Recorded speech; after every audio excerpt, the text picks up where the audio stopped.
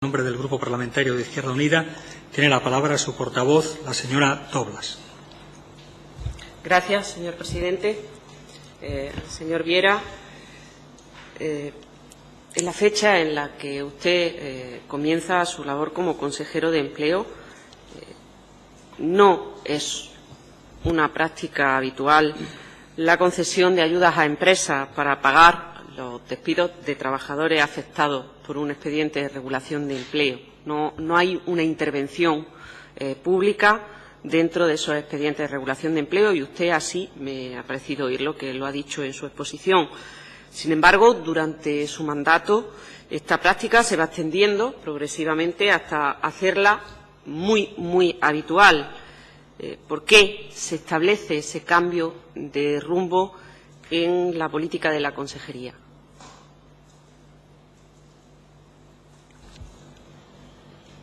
Yo desconozco si en épocas anteriores o en legislaturas anteriores se llevaba. Yo creo que sí, que algunas ayudas había concedido la Junta de Andalucía a empresas en crisis, pero no soy capaz de puntualizarle ahora mismo cuántas, pero algunas, desde luego, seguro que sí, porque algunos de esos expedientes vinieron derivados de etapas anteriores, es decir, expedientes que se crearon durante la legislatura anterior y que fueron pagados después a lo largo de la siguiente legislatura. O sea, que es seguro que hubo también pago a empresas en crisis en las 8 provincias de Andalucía.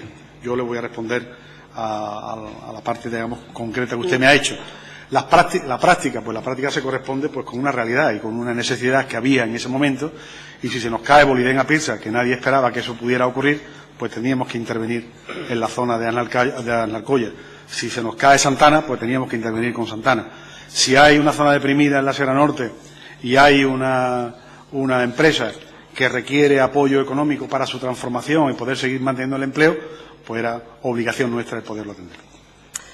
Efectivamente, usted se está refiriendo en todo momento a una necesidad de grandes empresas, de sectores estratégicos con cientos de trabajadores, como el sector aeronáutico, como Santana, como el sector minero. Pero la normativa vigente, no solo durante su mandato, sino desde mucho antes, desde lustro antes, establecía que en el caso de los despidos colectivos, de los expedientes de regulación de empleo, la indemnización, y perdóneme que voy a ser un poco larga en la exposición de esta pregunta, la indemnización mínima que percibían los trabajadores afectados era de 20 días de salario por año trabajado, con el tope de un año de salario. Es habitual que ese mínimo legal se mejore mediante los acuerdos entre la empresa y la representación de los trabajadores. Y si repasamos las estadísticas en la historia sociolaboral, se puede constatar que en la inmensa mayoría de los casos de ERE que han concluido con acuerdos satisfactorios para las partes, lo han sido abonando a los trabajadores una indemnización que tenía como referencia la regulada para el despido improcedente, es decir, 45 días de salario o una cantidad aproximada por exceso o por defecto. Asimismo, la práctica de pagar a los trabajadores despedidos las llamadas prejubilaciones se hace en grandes empresas, en muchas de ellas multinacionales, con muchísimos beneficios que acometen procesos llamados, yo diría eufemísticamente, de modernización, de reposicionamiento, de reconversión, como por ejemplo el sector de la banca, de Telefónica, Endesa, y que recurren a esta fórmula para mantener la paz social en el ámbito empresarial. Obviamente el coste de estos procesos se hace siempre a cargo de la empresa y sin dinero público de por medio. Solo en aquellos casos en los que, como usted ha señalado, las empresas jugaban un papel importante en la actividad económica de la zona, bien porque tenían un peso específico dentro de su PIB o porque generaban muchos puestos de trabajo directos e indirectos, o incluso estaba en peligro la viabilidad de la empresa si no existía un redimensionamiento de la misma, como ocurre en el sector naval o en la minería. En esos casos había intervención pública en forma de ayuda para facilitar esos procesos y usted ha puesto buenos ejemplos de ello. Pero en la década pasada, desde que usted llega a la consejería, permítame que le diga que hay una perversión de esta lógica. Se pasa a ayudar a empresas a que despidan a trabajadores bajo el formato de prejubilaciones por cuantías que multiplican por muchas veces la indemnización de 45 días. Y se ayuda con una barbaridad de dinero público a empresas que no cumplen ese formato que usted ha defendido, como a empresas que tienen un escaso valor añadido. Una empresa de fotos, una empresa de pintura, un restaurante, una empresa con un trabajador, con 2, con 3, con 6. ¿Por qué? ¿Por qué ese cambio en esa política de ayuda a los sectores estratégicos para pasar a la ayuda a sectores mínimos? ¿Qué causas lo justifican? ¿Qué análisis político está sustentando ese cambio? ¿Y por qué unas empresas sí, un restaurante sí y otro no? Porque, si no, las explicaciones que acaba de dar son, en cierto modo, bastante inconsistentes. Sí. Bueno, voy a reiterarle que yo voy a contestar al periodo de tiempo en el que soy consejero, 2000-2004. Esto no es cuestión de si estaba José Antonio Viera al frente de la consejería o no. Podía haber estado Manuel López o podía haber estado Ricardo Rodríguez. Es una cuestión planteada por un grupo político que tiene un programa político que se presenta a las elecciones con ese programa político, y hay una base importante en ese programa político que es la concertación social. En esa concertación nosotros acordamos con los sindicatos mayoritarios y con los empresarios el poder combatir la caída generalizada que se estaba produciendo en empresas pequeñas, medianas y grandes. Yo le he hablado de las más notables en el sentido de su importancia sociolaboral. No le he dedicado ningún tiempo a empresas pequeñas, entre otras cosas además porque no tengo ahora mismo en mi cuadro de conocimiento todas las empresas pequeñas y medianas que a lo largo de 4 años tuvieron algún tipo de apoyo. ¿Quiere un ejemplo? ¿Cómo? ¿Quiere un ejemplo? Sí, un no ejemplo de una empresa, Acico, ¿cómo? Acico, que es una empresa de aceitunas radicada en Dos Hermanas, gestionada por una reconocida y premiada hasta por el gobierno del PP militante del PSOE, Encarnación Potomonje, que hoy está imputada, para un ERE que afecta, intrusos incluidos, a una treintena de trabajadores. Se le paga la cantidad de 3.161.413 euros. Eso era lo que iba en el programa electoral del PSOE. No pervierta el sentido de mis palabras. Hemos intentado desde el principio, al menos yo lo voy a intentar, que mis respuestas no vayan en modo alguno con ningún sentido despectivo hacia su señoría, y espero que yo reciba el mismo tratamiento por parte de ofendido en ese sentido. De ustedes. Vuelvo a insistirle que no tengo tampoco un conocimiento puntual de todas las empresas que del 2000 a 2004 recibieron algún tipo de apoyo o de ayuda. Sí le puedo hablar de los principios generales en los que se movía la Consejería de Empleo y Desarrollo Tecnológico en esos años.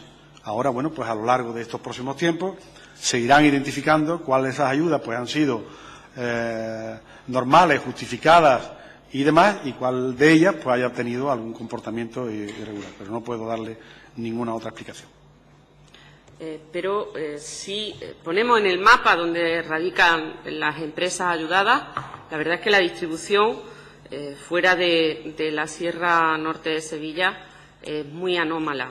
Suele coincidir, eso sí, con localidades gobernadas por el PSOE, y si profundizamos un poquito en el perfil de los intervinientes y beneficiarios, y ahí está este ejemplo, hay ciertamente arbitrariedad, hay amiguismo, hay inmorales, amiguismos y complicidades.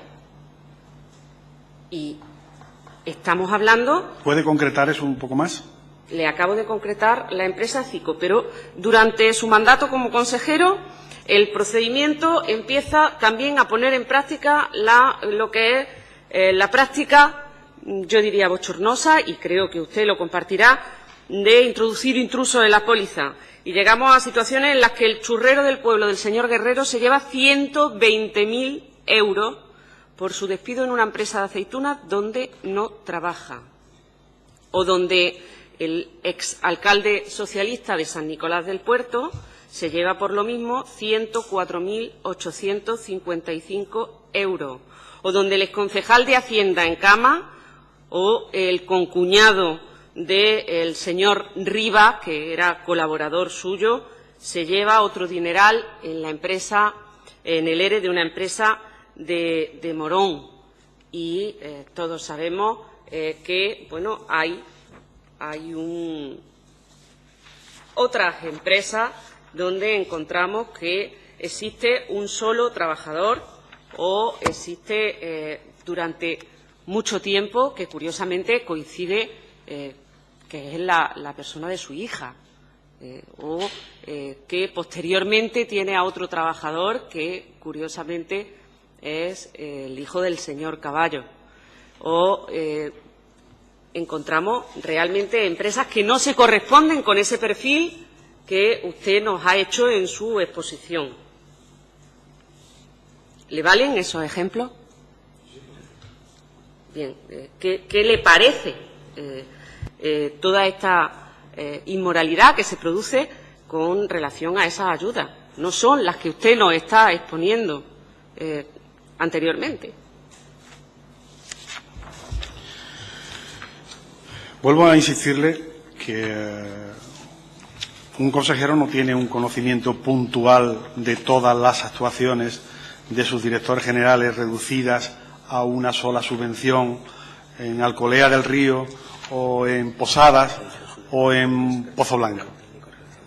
Que cada estructura de la consejería, porque ustedes están haciendo una referencia especial a Trabajo y Seguridad Social, pero es que la consejería la configuraban 8 centros directivos, con más recursos económicos, si cabe, que esta propia estructura.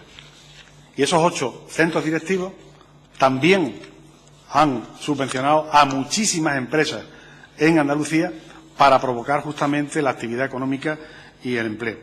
Yo no le voy a rehuir, como le he dicho antes, ninguna pregunta. Yo desconozco en estos momentos si estas puntualizaciones que me está haciendo sobre militantes del PSOE en Cama o de la señora Poto se corresponden con la realidad o no, porque usted conocerá exactamente igual que yo, por los medios de comunicación, que hayan podido trasladar justamente esta información. Pero yo no tengo ningún conocimiento, no tenía ni tengo ningún conocimiento veraz sobre este tipo de cosas. Perdone, pero como señor, déjeme terminar. Esta comisión de investigación trabaja con documentación que ha solicitado de esta... Déjeme terminar.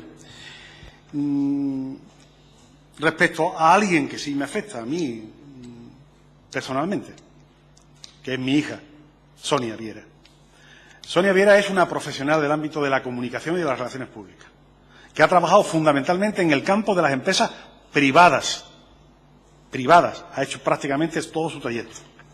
Mi hija es una persona adulta que vive independiente hace ya muchísimos años. Es que yo no y con la que yo no mantengo esa relación de un chico de 15 años, de 14 años, que duerme o vive en tu casa. Yo tengo conocimiento de cómo se llama la empresa en la que trabaja mi hija, esa empresa en concreto, el día 28 de marzo del año 2010.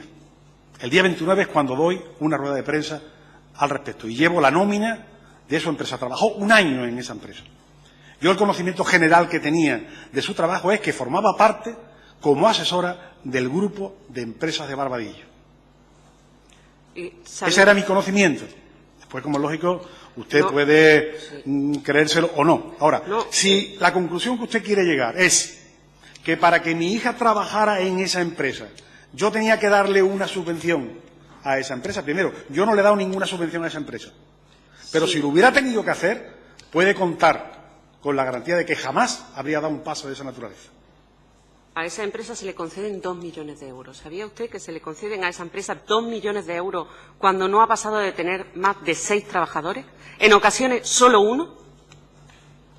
¿Sabía usted que se le han dado 2 millones de euros? Yo conozco, vuelvo a decirle, conozco que a esa empresa se le efectúa un pago de una subvención en el último trimestre en el que ya está terminando la legislatura, creo recordar que es marzo o abril del año 2004, y es la primera vez que yo me entero de que esa empresa se llama como se llama. ¿Sabe usted la cantidad de dinero de ayuda que destinó la Junta? Señor Viera, no hace falta que apague el micrófono. Digo que no hace falta, que lo deje encendido. ¿Sabe usted qué cantidad de ayudas de dinero en ayudas destinó la Junta de Andalucía a las empresas de la Sierra Norte de Sevilla? ¿Lo sabe? ¿Cuánto es la cantidad? Según usted, era un sector estratégico. La cantidad de 51... No he dicho estratégico, ¿eh? Bueno, una zona deprimida Eso que sí, merecía que hay una diferencia una notable. inversión importante. Yo me pregunto que qué pasaba con la Bahía de Cádiz, con la Sierra de Córdoba, con la Sarquía Muchísimas subvenciones en la Bahía de Alta Cádiz. de Málaga. Muchas. Y ¿sabe cuánto se destina a la Sierra Norte? 51.527.895. Para el resto de Andalucía se destinan 30.620.000. ¿No le parece que hay una anomalía? Se le olvida un dato importante. En el resto de Andalucía, el resto de las direcciones generales estaban invirtiendo muchísimo dinero. Entonces, haga un repaso, que no es difícil hacerlo, del comportamiento de las demás direcciones generales y observará cómo hay perfectamente un equilibrio en las inversiones realizadas en las distintas provincias de Andalucía. En las inversiones, pero no en las ayudas. No, perdón, en las ayudas. La ayuda. Sí, pero si la forma de dar ayuda a empresas en crisis la habían gestionado ustedes a través de este convenio. De la Dirección General de Empleo, de la Dirección General de Economía Social, de la Dirección General de Incentivo y Desarrollo Tecnológico, de Industria, Energía y Minas. Es decir, le puedo hablar de todas y cada una de ellas. ¿En todo eso se ha establecido un convenio como el de 2001? ¿Cómo? ¿En todas esas? Por otros caminos, por otras vías. Por otras vías. Ahora, respecto de la Sierra Norte, yo no voy a rehuir esa pregunta porque la tengo además muy clara y nítida la respuesta. Mire, yo he intervenido en la Sierra Norte en 3 o 4 oportunidades. Y digo intervenido porque es que he ido yo físicamente allí. Yo me he reunido con los 150 cooperativistas de la Almazara del Pedroso. ¿Y sabe por qué se le da a la Almazara del Pedroso una subvención? Porque en ese momento la normativa europea había ordenado el cambio sustancial del proceso de transformación de la aceituna en los territorios. Hay que cambiar absolutamente toda la estructura y el equipamiento. Y voy yo allí a reunirme con los cooperativistas y les digo que vamos a darle apoyo político y apoyo económico. Y a partir de ahí, el órgano que gestiona justamente ese apoyo político y ese apoyo presupuestario, que es la Dirección General, aborda la subvención. Déjeme terminar. Voy a Guadalcanal, en una situación exactamente idéntica, la Almazara de Guadalcanal. Y me reúno también con los 150 cooperativistas. Y hago con ellos, o a ellos hacen conmigo la misma reflexión. Si no hay un apoyo o una ayuda, nosotros no vamos a poder abordar esto. Y el olivar lo vamos a tener que cerrar. Ese es un olivar de alta montaña, con un rendimiento escaso, pero es un complemento de renta para muchas familias que viven ahí. No, déjeme terminar ahora. Déjeme terminar ahora. Estoy yo en el turno de respuesta ahora. Señor Viera, tiene usted el uso de la palabra, no se lo voy a quitar, pero sea consciente de que usted también consume tiempo de las preguntas. Por lo tanto, le ruego que sea concreto. Su señoría ya me había advertido que iba a ser muy extensa en la pregunta, pues si es extensa la pregunta, yo tendré también que ser extenso en la respuesta. Sí, pero no me está aclarando la pregunta. Está aclarando se lo otra. Estoy contando caso por caso. Sí, caso por caso, pero es que no tenemos tiempo de ir caso por caso, y el caso por caso está en que estas empresas reciben muchísimo más, que de ellas recibe muchísimo más, porque son hasta 29.165.266 euros las ayudas que reciben las empresas de los señores Rosendo y Sayago, que creo que son bien conocidos por usted. Y quería preguntarle, y perdóneme, con esto que ha dicho, me está sugiriendo que para arreglar la comarca del Guadiato, en Córdoba, una localidad tan deprimida como Peñarroya, Pueblo Nuevo, ahora mismo con el conflicto que tiene con su minería, debo invitar al actual consejero de Empleo para que lo visite personalmente, porque eso garantizará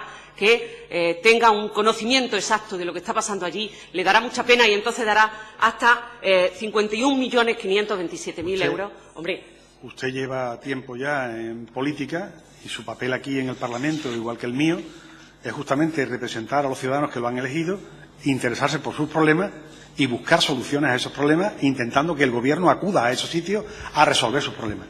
En este caso en concreto, el alcalde de Guadalcanal y el alcalde del Pedroso me hacen a mí llegar justamente esa situación. ¿Ninguna otra población de Andalucía se lo hace llegar? ¿Ningún otro parlamentario le hace llegar las situaciones de depresión que había en Andalucía en ese momento? Está en un error. Ha pasado mucho tiempo, probablemente usted a lo mejor no estaba en la actividad política entonces. Yo hice miles de kilómetros en esos 4 años y recorrí esa provincia a la que usted se refiere en muchas oportunidades, durmiendo en Peñarroya y durmiendo en el Valle del Guadiato. O sea que conozco perfectamente la situación. Y no voy a dejar, desde luego, de responderle a algo que ha dicho. Le voy a pedir, por favor,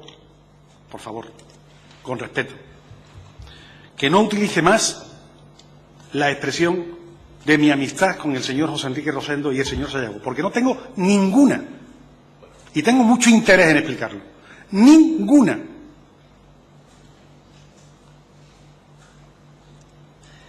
Señora Doblas, su tiempo está sobrepasado, le ruego vaya concluyendo. Tampoco conocía a Ángel Rodríguez de la Borbolla.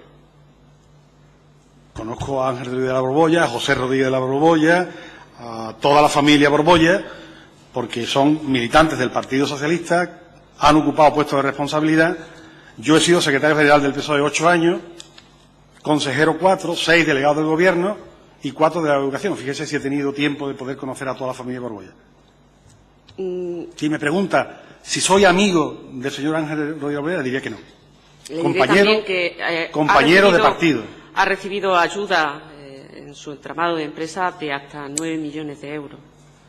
Se lo dejo ahí por si quiere investigarlo.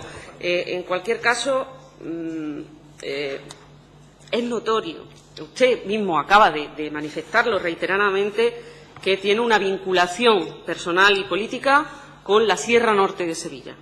Y no ha dado todavía una explicación razonable y suficiente que justifique una lluvia de millones tan espectacular a una zona tan localizada de Andalucía, que ni por población, ni por situación económica ni sociolaboral lo justificaría en el supuesto de que ese dinero se hubiese destinado a su finalidad formal. Cuando la mayoría de ese dinero se ha distraído y desviado a otros fines, toda la apariencia, señor Viera, es que en la Sierra Norte había instalada una trama de financiación irregular, de la cual usted, por activa o por pasiva, resulta responsable. Unas últimas preguntas.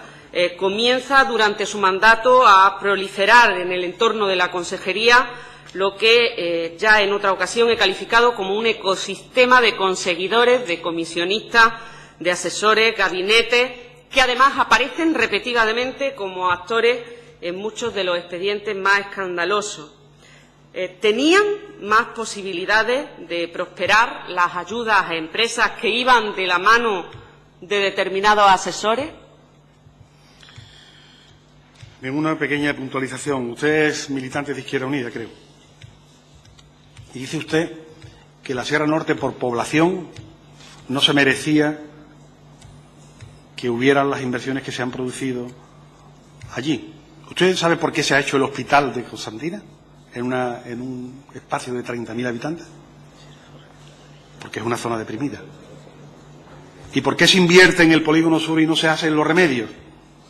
Porque allí hay más necesidades que en los remedios. Esa es la manera de entender, al menos nosotros. Otros pueden entenderlo de otra manera. Segundo, no conozco a ningún comisionista ni de lejos ni de cerca. Y jamás me he reunido, por supuesto, con ninguno de ellos, ni comisionistas, ni intermediarios, ni nada que se le parezca.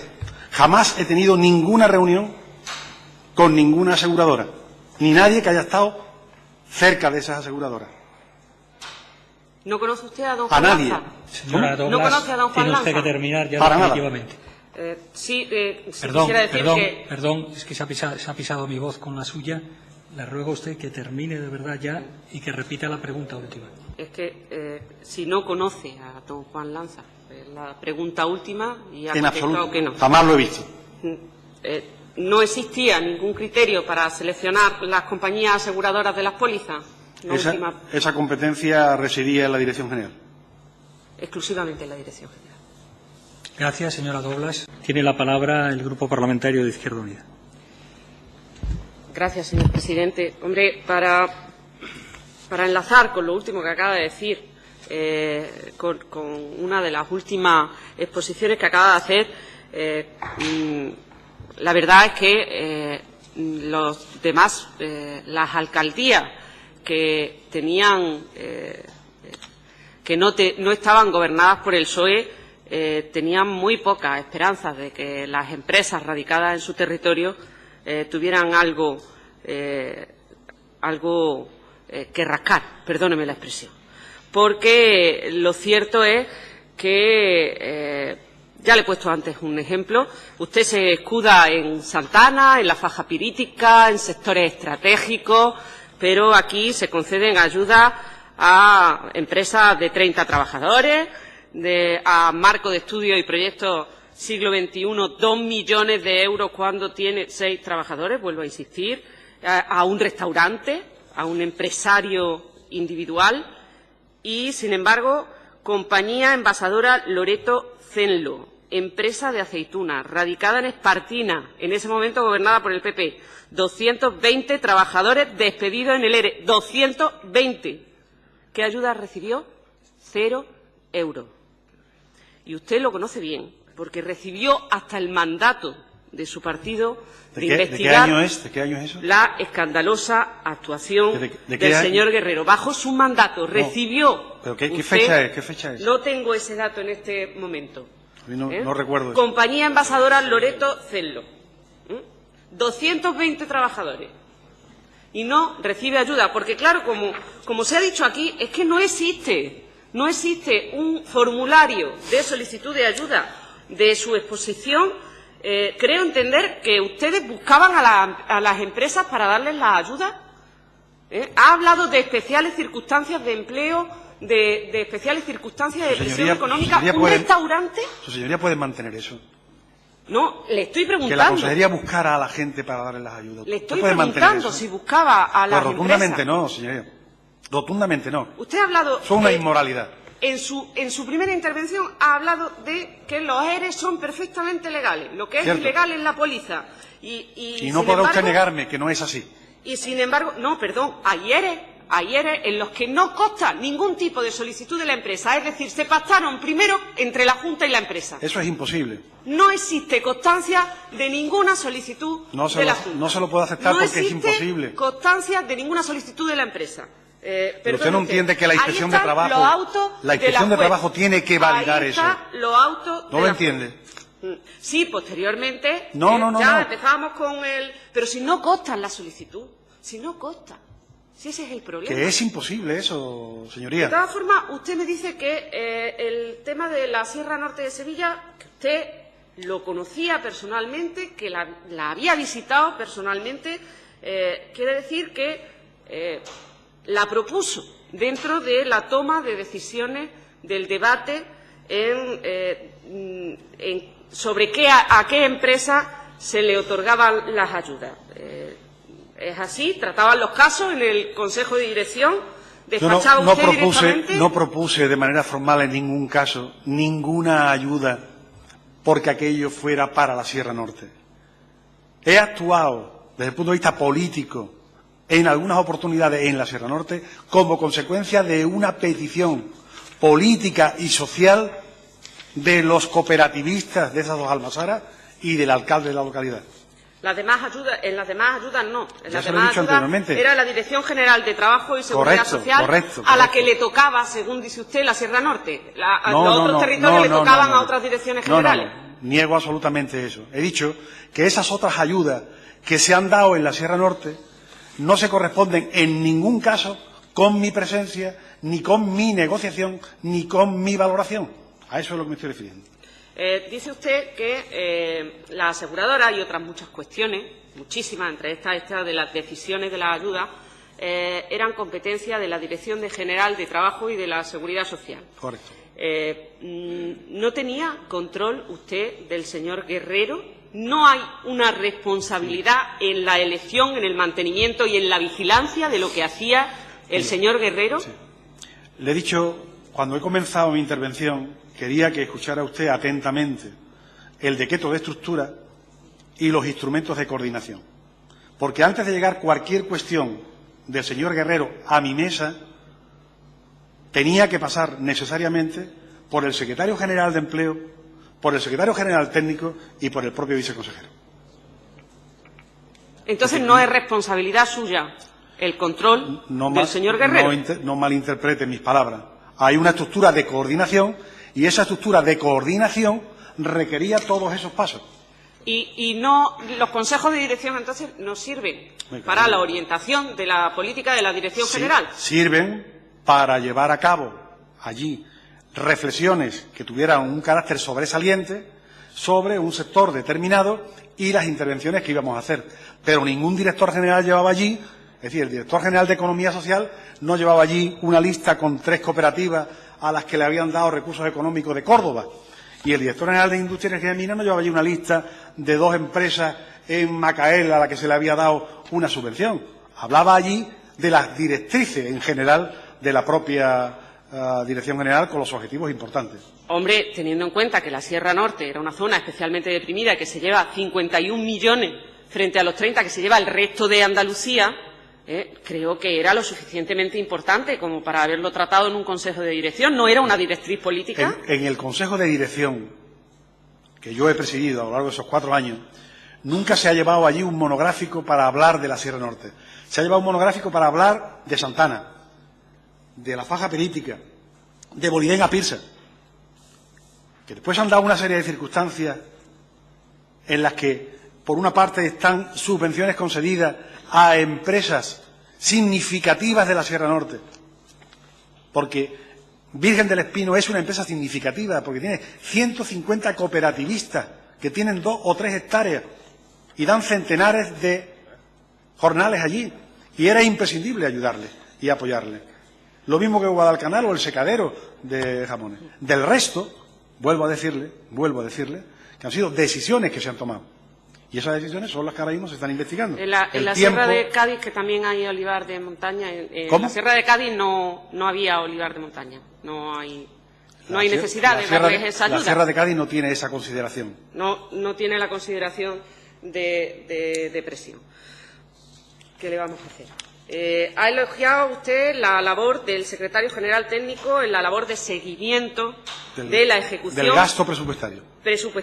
Y participaba... Lo dice el decreto de estructura. Sí, y cada 15 días participaba en los consejos de dirección. Usted la ha alabado. ¿Cómo? Que ha alabado su gestión, que no es que lo diga el decreto de estructura, que digo que en su exposición ha destacado la labor de ese secretario general técnico. Correcto. Entonces, él no controlaba el pago de las pólizas individuales. Hay una partida global que le corresponde a la Dirección General. Esa partida la interviene la intervención delegada y pasa después, a través de transferencia financiera, pasa directamente al IFA. ¿No controla tampoco la ayuda a empresas? ¿Cómo que no ayuda? Las ayudas que se conceden a las empresas las controlaba después el secretario. Eso era una aplicación presupuestaria. El gasto, la aplicación presupuestaria. Claro. No la nominativa de cada empresa. No controla qué se está haciendo con esas ayudas. Eso no es control del gasto. 2 millones de euros destinados a una empresa prácticamente inexistente y sin actividad, y eso no lo controla. Conocedor de que esos recursos económicos se estaban utilizando justamente para las ayudas individuales y para las ayudas a empresas. Mire usted, ha responsabilizado al Parlamento de haber mantenido estas ayudas. Y yo quisiera recordarle... No, yo no he responsabilizado al Parlamento, he dicho que era conocedor.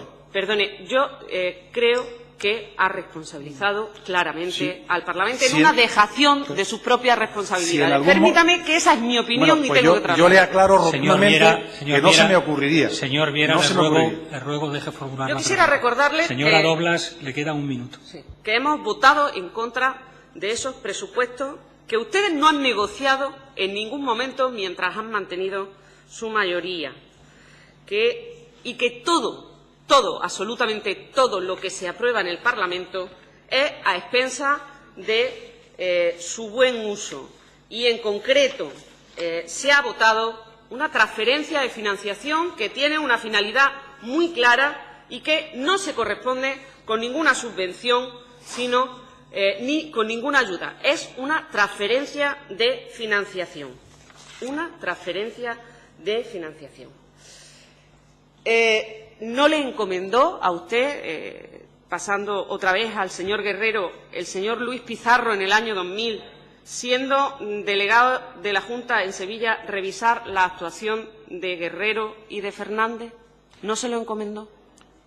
No he entendido la pregunta. Que si le encomendó el señor Luis Pizarro en el año 2000, siendo usted delegado de la Junta en Sevilla, revisar la actuación del señor Guerrero y del señor Fernández. ¿Se le encomendó esa revisión de la actuación? No se le encomendó. Muchas gracias, señora Doblas. Su tiempo ha concluido.